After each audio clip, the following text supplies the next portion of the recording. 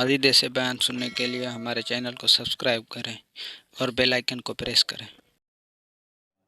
और प्यारे आका के ज़िक्र की खैरात हम सबको नसीब फरमाए। दुरूद पाक पढ़ने के बेशुमार फ़ज़ाइल व बरक़ात हैं।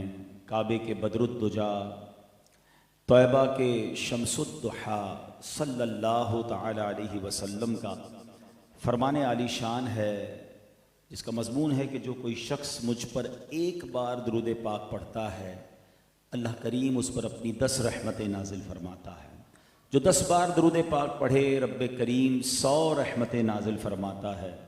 और जो कोई 100 बार दुरूद पाक पढ़े, उसकी दोनों आँखों के दरमियान ये लिख दिया जाता है कि ये बंदा दोज़ख की आग और निफाक यानी मुनाफिकत से बरी है।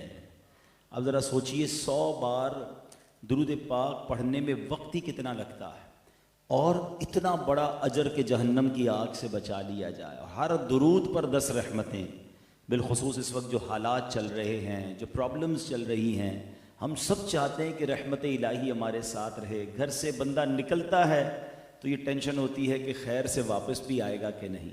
लेकिन अगर दुरूद पढ़ के बंदा घर से निकले, रास्ते भर दुरूद पढ़े, जिस जगह काम काज कर रहा है वहाँ मौका मिले तो वहाँ भी दुरूद पढ़े, तो जब रहमत इलाही आपके साथ होगी तो इंशाअल्लाह वो रहमत इलाही के आप हिसार में रहेंगे, आप हिफाजत में रहेंगे। और ये तो मैंने आपको एक फ़जीलत बयान की है, और अगर दुरूद पाक की डिफरेंट फ़जीलतों को सुनते जाएं तो अकल हैरान हो जाती है कि हमारी ज़िंदगी में कौन सा प्रॉब्लम है या कौन सी तमन्ना है। यानी दोनों चीज़ें होती हैं ना, या तो हम चाहते हैं प्रॉब्लम हल हो जाए या तमन्ना पूरी हो जाए।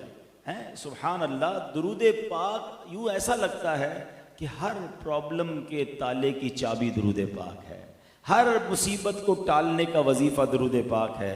शायर ने जो कहा ना, बिल्कुल ज़बरदस्त बात कही है कि हर दर्द की दवा है सल्ले अला मुहम्मद।